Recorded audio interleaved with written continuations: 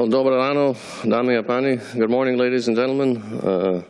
I'm very happy to be here. I've been here for 2 years in Slovakia, and this is the first opportunity I've had to come to your fundraising conference.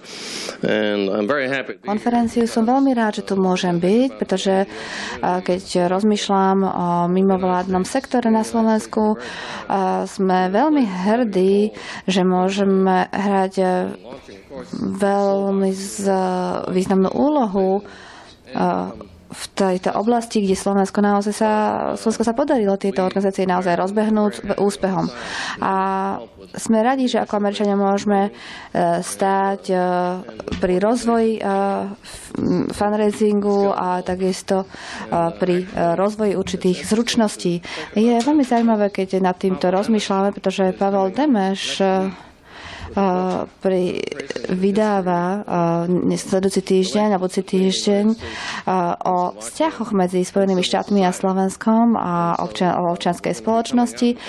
Takže táto kniha sa vydáva budúci týždeň a naozaj by som vám všetkým doporučil, koho zaujíma táto téma, aby ste si ju kúpili, pretože je to veľmi zaujímavý príbeh a je to príbeh, ktorý nikto nevyrozprával v minulosti. Pavel Demeš knižku napísal a tak sme veľmi radi, že ako Američania naďalej máme určitú úlohu v pomoci mimovládnemu sektoru a myslím si, že pomoc mimovládnemu sektoru je veľmi dôležitá, pretože vidím tú veľký úspech, aký dosahuje tento sektor.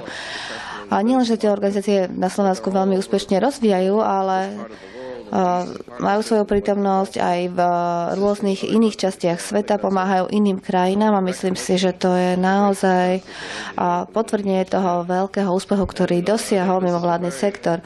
A toto je naozaj kľúčová téma fundraisingu a to je z niekoľkých dôvodov. Prvý dôvod je, že máme medzinárodnú finančnú krízu a fundraising, myslím si, že je dôležitejšie ako kedykoľvek predtým.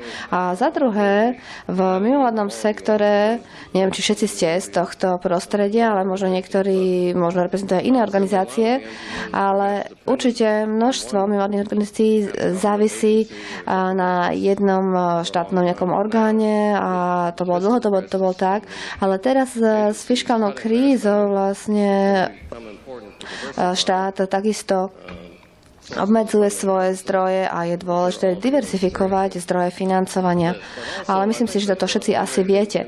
Takisto si myslím, že fundraising pre mňa, ja som sa takisto zaoberal fundraisingom v Spojených štátoch a pre mňa je to veľmi taká zdravá disciplína, pretože to nutí organizáciu, aby sa definovala a čo je dôležitejšie, aby naozaj odprezentovala svoju vec spoločnosti. Je veľmi dôležité, aby mimovládne organizácie nejakým spôsobom definovali, čo robia a aby to prezentovali či už jednotlivcom alebo spoločnostiam, aby začali poskytovať zdroje tejto mimovládnej organizácii. Pre mňa bolo veľmi príjemnou skúsenosťou bol fundraising. Je to samozrejme veľmi zložitá vec, je to výzva, ale myslím si, že pre organizáciu je veľmi hodnotné, keďže je to hodnotná vec, keďže umožňuje definovať sa, aby nestratili vlastne svoju identitu, svoju značku a fundraising naozaj pomáha kryštalizovať celú spoločnosť a vlastne jej poslanie. Reg Fox je americký expert, ktorého budeme definovať, že je to Američan, keďže žil v New Yorku. Reg Fox je z Kalifornie a obidva vlastne pracovali veľa aj pre UNICEF, čo je jedna z takých veľkých značiek na svete. A rád by som ich obidvoch privítal na Slovensku a myslím si, že s ich skúsenosťami nestratíte tu určite čas, bude to veľmi dobre strávený čas s nimi a dúfam, že budete mať veľmi úspešnú konferenciu dnes a ďakujem veľmi pekne, že ste ma pozvali a naozaj vám želám veľa úspechov a my ako americká ambasáda sa tešíme na to, že budeme aj naďalej s vami spolupracovať. Ďakujem pekne.